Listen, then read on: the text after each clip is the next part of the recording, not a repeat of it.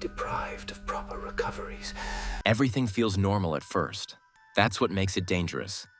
The first day without sleep doesn't look like a crisis. It looks like a regular day that just went a little too long. Energy is still there, conversations still make sense, and the body hasn't started waving red flags yet. Hunger feels normal, reactions are only slightly slower, and mood hasn't completely dipped. But under the surface, something important has already been skipped. The brain was expecting downtime. Every single night, like clockwork, it prepares for maintenance. Not rest in the lazy sense, but actual repair work. Neural pathways get reinforced, useless information gets cleared out, and important memories get locked in place. It's like a city shutting down traffic so crews can fix the roads without interruption. Without sleep, none of that happens. So while everything feels fine, the brain is already running on yesterday's leftovers. As evening rolls in, a wave hits. Not subtle either. A heavy, almost magnetic pull towards sleep. That's melatonin kicking in, the chemical that tells the body it's time to shut things down. Normally, that signal wins. But not this time. Staying awake pushes past that signal, and that's when things start slipping just a little. Reactions slow. Focus drifts. Mood dips slightly. Pain feels a bit sharper than usual. Nothing dramatic, just enough to notice if attention is paid. That's day one. And it's the calm before everything starts to fall apart. By the time the second day begins, the body tries to recover some balance. Morning light triggers a temporary boost. Energy rises slightly, mood stabilizes just enough to function, and it almost feels like things are under control again. But that's misleading. Because the brain is now borrowing energy it doesn't actually have. Appetite starts acting strangely. At first, hunger drops off. Food doesn't feel necessary, but that doesn't last. Soon, the body flips in the opposite direction. Cravings hit, especially for high-calorie foods. Sugar, junk food, anything that promises quick energy suddenly becomes irresistible. It's not random. The brain is desperate. Without proper rest, it starts looking for shortcuts, and food becomes the easiest one. But even that doesn't really fix the problem. It just delays it. As the day drags on, something else begins to fade. Interest. Things that usually feel engaging start to feel distant. Conversations lose their spark. Entertainment feels flat.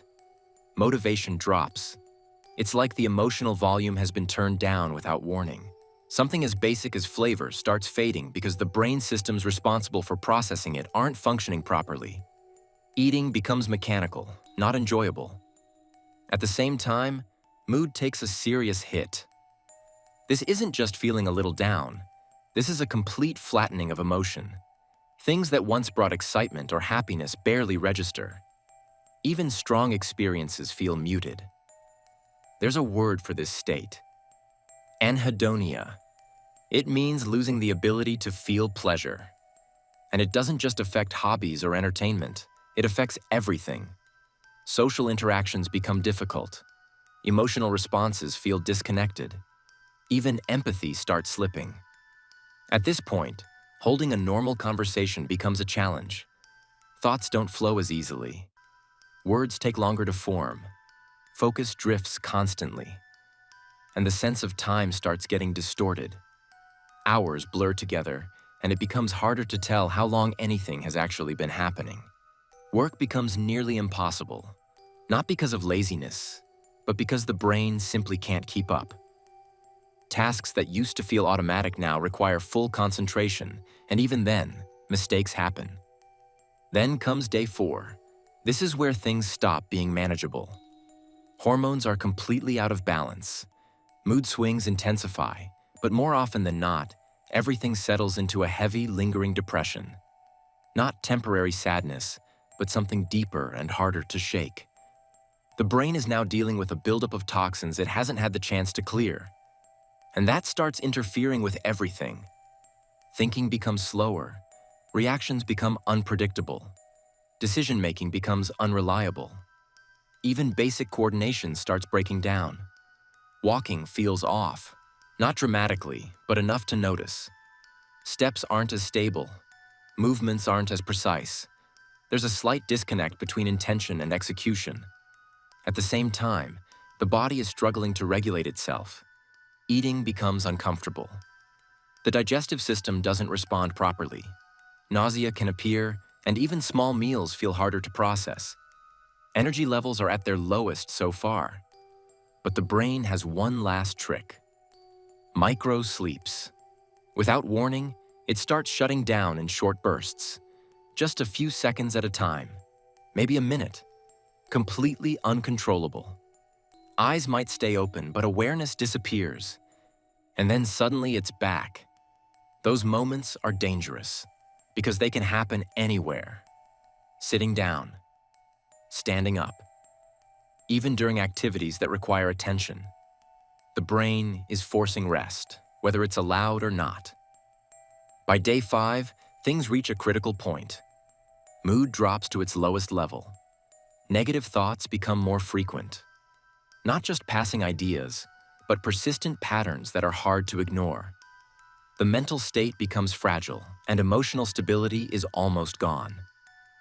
At the same time, microsleeps become more aggressive. They don't just happen during quiet moments anymore. They start breaking into active situations. Walking, talking, even simple tasks can be interrupted. And here's the problem. Those microsleeps don't actually help. They're too short, too shallow. The brain isn't reaching the deeper stages of sleep it needs to repair itself. So even though it's trying to recover, it's failing. By the time day 6 arrives, the brain is no longer just tired. It's unstable. The kind of instability that doesn't just slow things down, but actively distorts reality. At this stage, the line between what's real and what isn't starts to blur in subtle, unsettling ways. It might begin with something small, like catching movement out of the corner of the eye that isn't actually there, or hearing a faint sound that no one else notices. These aren't full, vivid hallucinations at first, but they don't need to be.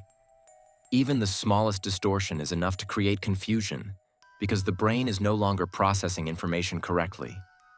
As time drags forward, those brief distortions become more frequent. The brain, completely deprived of proper recovery, starts misfiring. Sensory input gets misinterpreted, and imagination begins to leak into perception.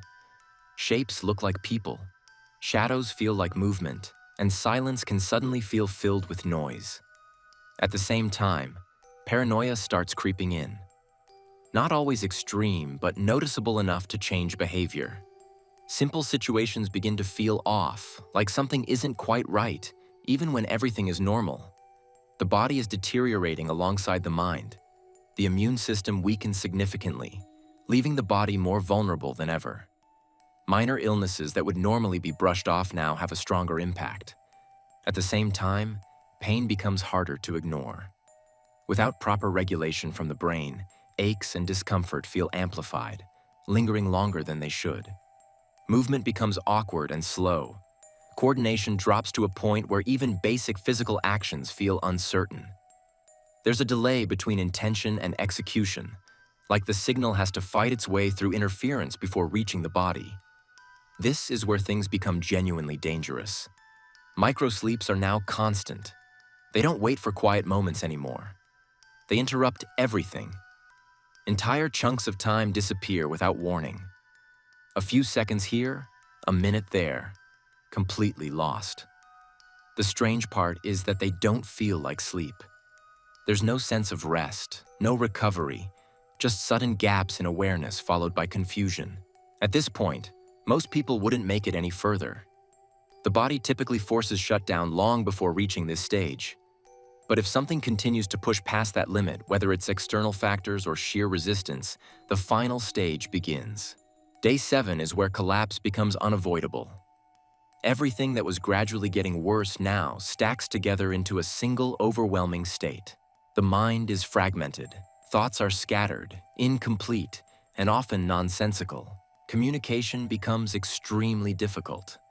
Sentences don't come together properly, and responses may not match the situation. Physically, the body is at its limit. Energy is nearly non-existent. Movement feels heavy, slow, and uncoordinated. Even standing for extended periods can feel exhausting.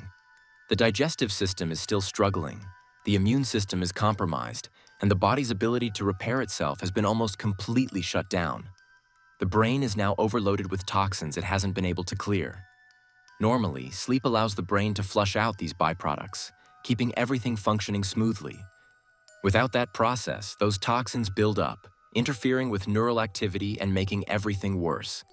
And then there's the final factor, the breakdown of higher thinking. Reasoning becomes unreliable. Decision-making becomes erratic. The ability to judge situations accurately fades. This is why, at extreme levels of sleep deprivation, people can become highly suggestible or unable to process information correctly. Conversations lose coherence. Answers stop making sense. Words might come out, but meaning doesn't always follow. At this point, the brain is essentially shutting itself down piece by piece. Not all at once, but in fragments. Microsleeps become longer. Disconnections become more frequent. Awareness fades in and out. The brain is doing everything it can to force rest, even if it means overriding control completely. And if this continues beyond this point, the risks become severe. Long-term damage becomes a real possibility. Mental health can be permanently affected. The chances of developing serious psychological conditions increase. The body, already weakened, becomes more vulnerable to failure. And eventually, without intervention, the system simply can't sustain itself any longer. Sleep isn't optional. It never was. It's a requirement built into every part of the body, from the smallest cellular repair process to the most complex cognitive function. Removing it doesn't unlock hidden potential or extra productivity. It removes the very thing that keeps everything working in the first place. 7 days without sleep isn't just tiring. It's a full collapse of the systems that make a human function. And the scariest part is how normal it feels at the beginning. If this breakdown was surprising or eye-opening, make sure to subscribe and stay tuned for more deep dives into how the human body really works under extreme conditions.